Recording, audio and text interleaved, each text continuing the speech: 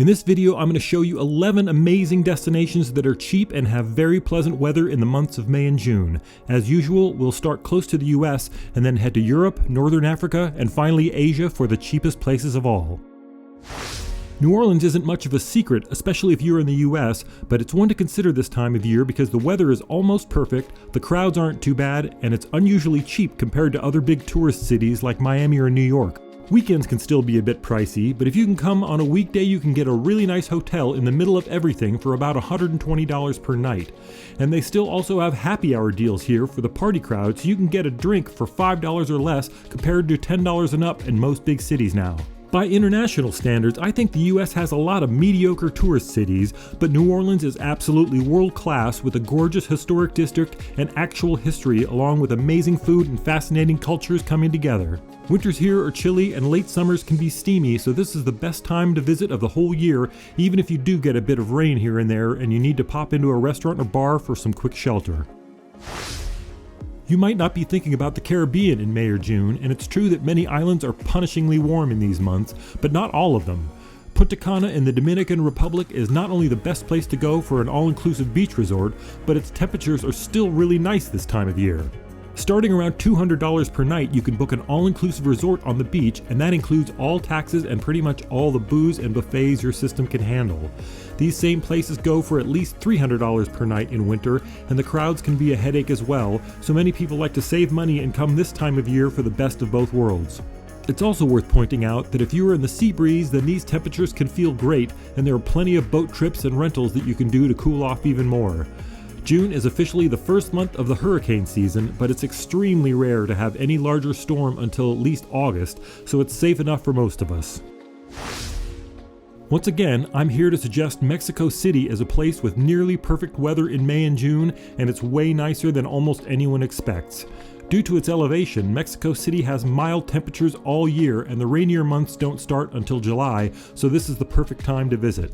Hotels here start around $50 per night for two people, including tax, in the central districts, and you can get something pretty amazing for under $100 per night. If you've been here, you know what I'm talking about, and if you haven't, you should really look into it and put it on your list. The huge central shopping and cultural districts in the heart of the city look like a nicer part of Southern Europe, and they actually have more museums here than anywhere else in the world. As long as you aren't expecting Tex-Mex cuisine, the food here is a treat and it's very affordable as well. Knowing some Spanish helps, but you can get by easily enough with the translation app on your phone. One of the highlights is the ancient pyramid complex just outside of town in a settlement that dates back well over 2,000 years. If you don't feel like flying all the way to Europe this summer, Mexico City offers a surprisingly cheap and interesting alternative. On the other hand, if you do feel like flying to Europe or you are already there, Lisbon is one to consider this time of year. And similar to Mexico City, Lisbon feels very underrated compared to Madrid and Barcelona, for example. Portugal has arguably the best weather on the European continent, and May and June are warm and usually sunny. The historic central area is gorgeous, and this is one of the many cities claiming to be built on 7 hills, so it's got amazing views from different spots all over town. It's got famous castles and bridges and cathedrals scattered all around, and even a historic elevator that takes you from the center of town to one of the hill neighborhoods.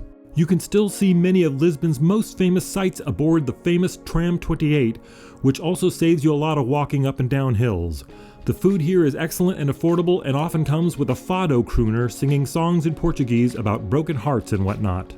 Good hotels in central Lisbon start around $100 per night for two people this time of year, and most other things here are reasonably priced as well.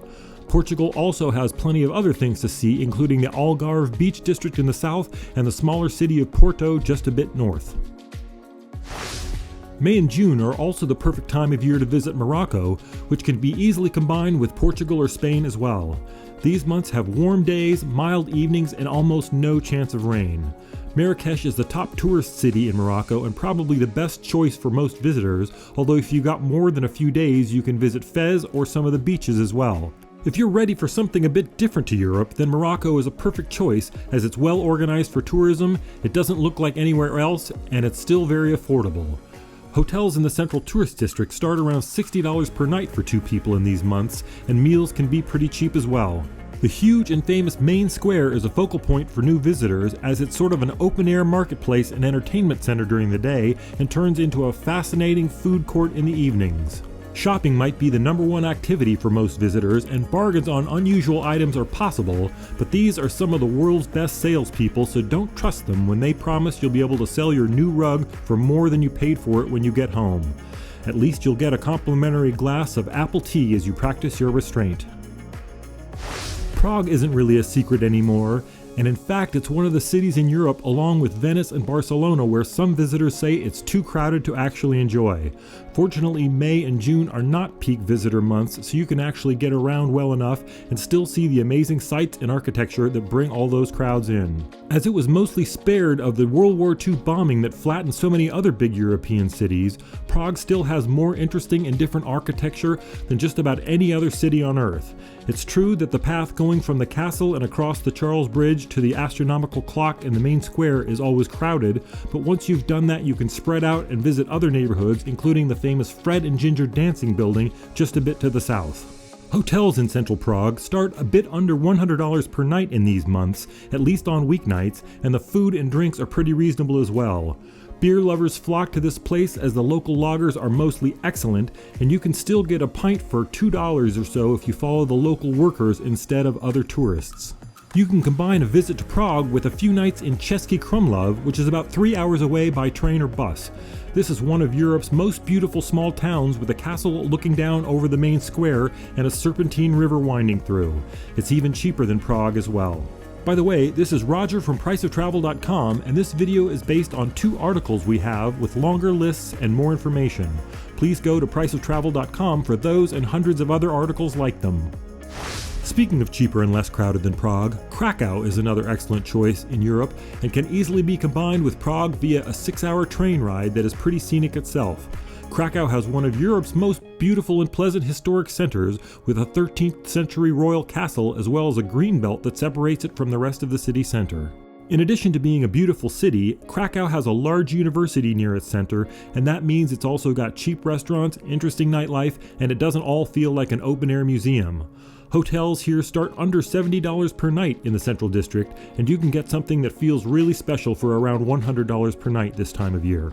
Fans of meat and dumplings will love the food in Poland, but there's more to it than that, and you can even find vegan restaurants and other interesting options since this has become a fairly international city. 2 of the most popular things to see in the area are a huge salt mine complex that is one of Europe's most unique novelty attractions, and the Auschwitz death camp. Both can be visited easily on a bus tour from the city center. Our last Europe stop takes us to Istanbul, which is famously straddling Europe's border with Asia and also has nearly perfect weather in May and June. The days are warm, the evenings are mild, and there's almost no chance of rain here. Those who follow the news know that Turkey has been struggling with runaway inflation for quite a few years now, but their currency has been dropping just as fast, so if anything, Istanbul is cheaper now than it had been a few years ago. Good hotels start at around $50 per night for 2 people in the central tourist district, and they usually come with a breakfast that you'll be telling your friends about for a long time. It's great that Istanbul is cheap, but it's also one of the world's most historic and fascinating cities. The historic district is loaded with amazing sights, with the Hagia Sophia and the Blue Mosque being major highlights. Istanbul is another major shopping mecca, and the enormous Grand Bazaar is one of the largest and oldest shopping centers in the world, with over 4,000 shops. It's an experience all by itself, but similar to Marrakesh, it's important to set limits, or you'll also be shopping for more luggage to cart home the things that seemed like such bargains at the time. Now let's briefly go just below the equator to Bali, where it's hot every day of the year, but May and June are slightly cooler and drier, so this is a perfect time to go. They've got excellent beaches with decent surfing waves, as well as unique temples and Hindu monuments all over the island. I used to absolutely love Bali, but honestly some of the main tourist areas are so crowded with nightmarish traffic that I think it's best to stay in a less popular area these days. Those with higher budgets should think about the purpose-built resort area of Nusa Dua in the south, as things there are much more spread out than in Kuta Beach. Or if you want some real adventure, you can head up to the Lavina area on the northern coast, where beach hotels start around $40 per night for really nice places. This area is a lot like what southern Bali was like in the 1990s, before half of Australia started coming for weekends.